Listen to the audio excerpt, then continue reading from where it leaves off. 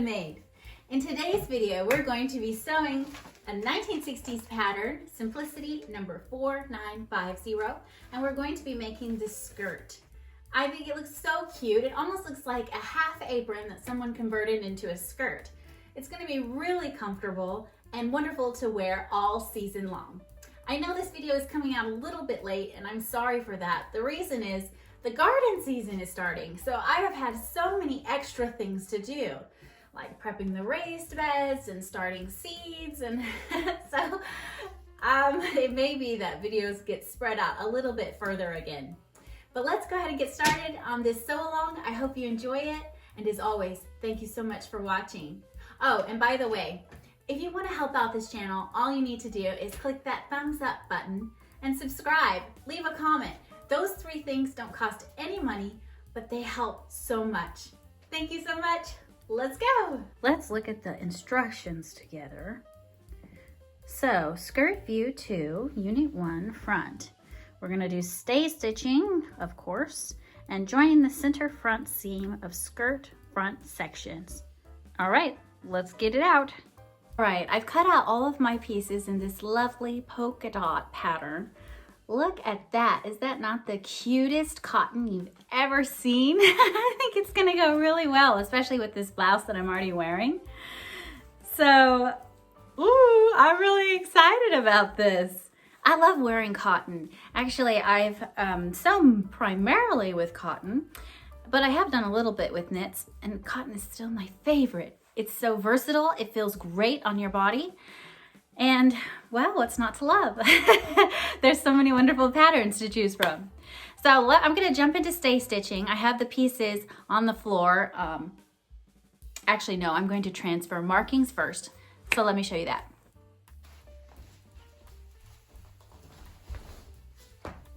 Okay, hopefully you can hear me. This is a long process. Transferring the markings. It's not my favorite part. I really don't like it, actually, but you know, we've all got to do it. So let me do that. I guess my least favorite part is probably transferring markings or sewing buttonholes. I always get nervous, like, what if my machine malfunctions or something like that? Or, you know, anything that's more challenging. But this project overall is not that hard. It's pretty straightforward. So I think it's going to be more fun because of that. So I need to make sure I get all of these dots in the right places because they're going to help me line up everything. And actually, maybe I should put the dots on the back. I definitely want the pockets on the front because they're going to be on the front. Well, sometimes I end up marking it twice because I didn't transfer it on the right side. Rather, on the correct side. Maybe I put it on the right side and on the wrong side. I don't know if that happens to anyone of you, but it's definitely a progress of a learning what is it? Learn as you go experience. Sometimes I get it right and sometimes I don't. But you know what I have learned is if you leave your pen like this, then you can mark both sides at the same time. Which for the longest time I did it twice. I would put the pattern on the other piece as well. I don't know why I didn't think of this before. But yeah. This can save you the extra work.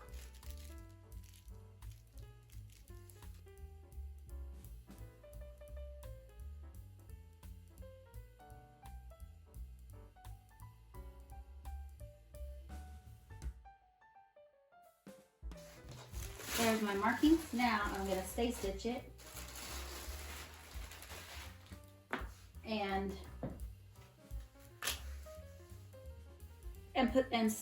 stitch the center seam.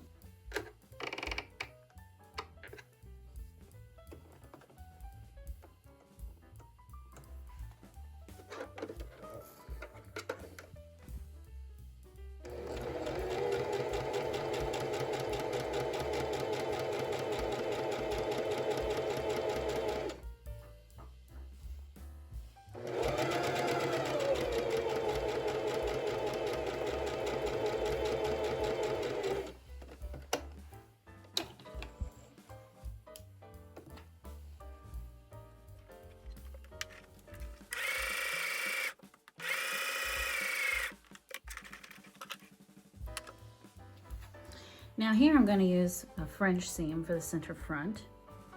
So I'm going to start by pinning it together, wrong sides together. And I do have a video on the French seam. It was one of the first seams I ever learned. And it makes it nice and neat right away. So I'm going to stitch it 3/8 of an inch on the right side, and then, no, that's not right. 2/8 of an inch on this side, and then 3/8 of an inch on the other side. All right, so I'm just gonna pin it all the way down and then stitch it together. So I like to use my handy dandy ruler here for 2/8.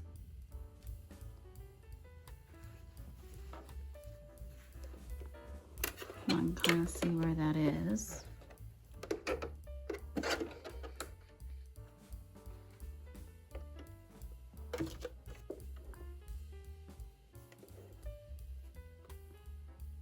That's about right.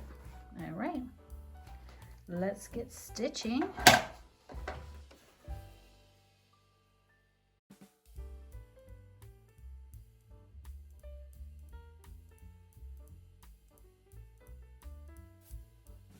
An easier way to check is to get right under by lifting the presser foot up. And then you can really get your ruler under there, and I can see that this is not quite right. But we're gonna go with it. All right, and just like that, here is our center front seam from top to bottom, but of course stitched from bottom to top. Here's the inside of it. You can see, nicely finished in the French seam style. Now, if you want to see exactly how I did this seam, I do have a video on it, and it is linked below in the description. All right, let's move on. Okay, the instructions say, fold bias facing strip in half, lengthwise, wrong sides together, on outside pin bias to pocket along the short curved edge, placing raw edge 1/4 inch over seam line as shown. Stitch along seam line. Trim pocket even with raw edge of bias clip curves. Turn bias to inside press. Top stitch close to finished edge. Make a second row of top stitching 3/8 from finished edge. Okay. Now, because I don't have any red or white bias tape, and I really don't want to use a different color because I want to be able to wear this with more things. I do have yellow, and I thought about it, and then I thought, no, that's going to limit my choice in what to wear with this. So I'm going to make my own with some leftover fabric. So I'm going to make it 1 inch wide, and I'm going to cut it on the diagonal and make it for the pockets. So first of all, I'm using my ruler just to mark my fabric so I can cut it straight, because I have problems doing that. So here I'm going to make it 1 inch. I'm going to make it nice and wide, actually, so that I have plenty of space to work with. Although bias tape is usually smaller than that, I'm going to make it nice and easy.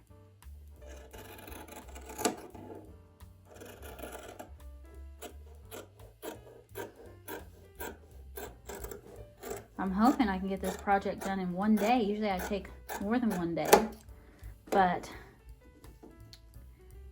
I just have been busy. I would love to upload it today. We'll see. Okay, now I just got to prep them by ironing those strips of fabric.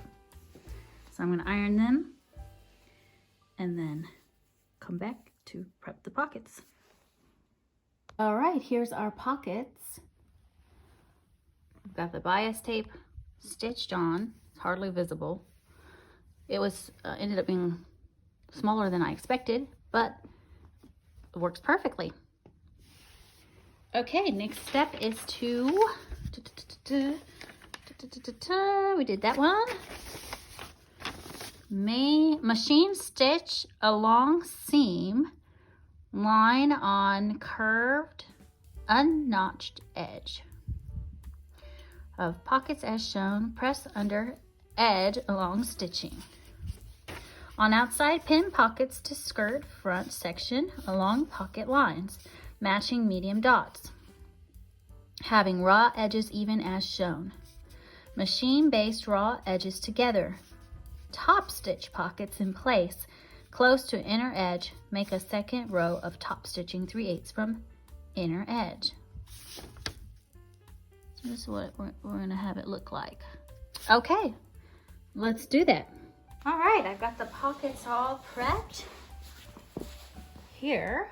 So I stay stitched them and then I just ironed it down. Now I just need to position and pin them on. So they should line up.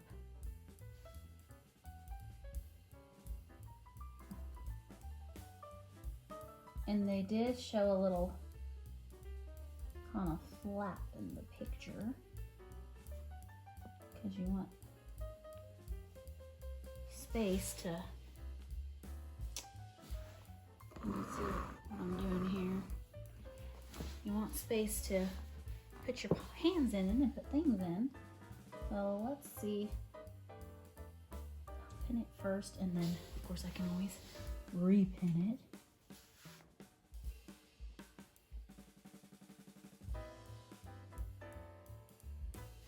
And then this one needs to go on the other side.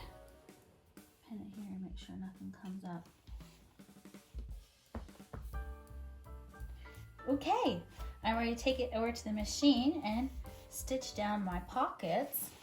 All right, and the front is finished. Let's move on to the back.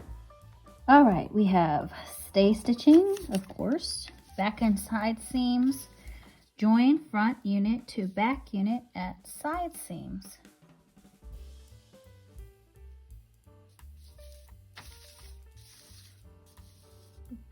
Lower and back edges. Mark length, mark depth of hem, allowing 5/8 inch for hem. Trim evenly, press under 1/4 inch on lower back edges, press under remaining 3/8 inch on lower and back edges, forming hem as shown. And then we're gonna go on to the tie-ins. Okay, so let's do this part. Right, I'm supposed to go ahead and hem it, but I know you're supposed to let skirts and dresses hang before you do that. I really wanted to finish this all in one day, so, well, I'm just gonna do the best I can. I'm gonna take a break for lunch, I'm gonna take a little walk, and then I'll come back and hem it and hope for the best.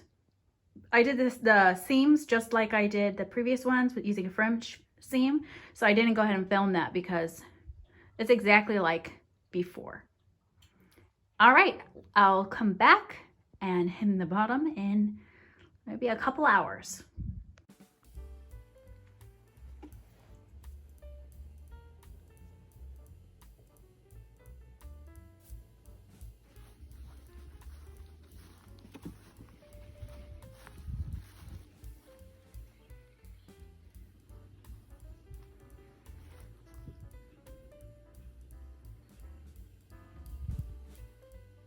All right, it's getting a bit messy around here, but we're ready to go ahead and hem the bottom. So let's do that. Let's hem the bottom of the skirt.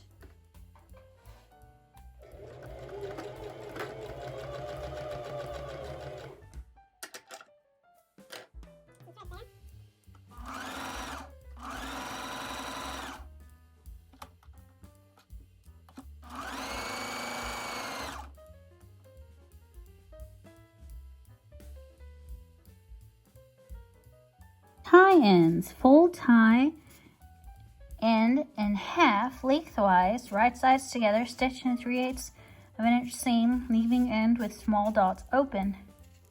As shown, trim corners. Turn, tie, and press. On inside, baste raw end of tie end to skirt back, matching small dots as shown. Top stitch close to back and lower edges of skirt. Make a second row of top stitching 3/8 inch from back and lower edge, catching in ends of tie. Okie doke. And also here's my hem, so you can't really see it because it matches perfectly the thread. Let's get really, really close. Now you can see. Okay.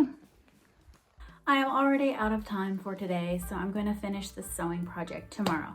So I'll see you back then. It looks like the only thing I have left to do are the ties and it's not exactly a belt, but the top of the skirt piece. So let me show you that pattern. Yeah, so I already showed you the instructions for the ties. We're gonna go into that. And then we have the waistline edge. That's what we've got to get done as well, which we needed more bias facing. So I have got to make that because there's not a pattern piece for it. So I will definitely make that as well. And then, all right, so let's do that and then we'll be able to finish this up. All right, so here I have the tie ends. And this is going to be the bias tape, which I made it quite thick, almost like a waistband. I'm thinking I could put some structure in it, but we'll see. I like the wider band, so I might end up putting something inside of it to give it just more structure. This is a deviation from the original pattern though, but we'll see how it goes. Okay, this is the final product.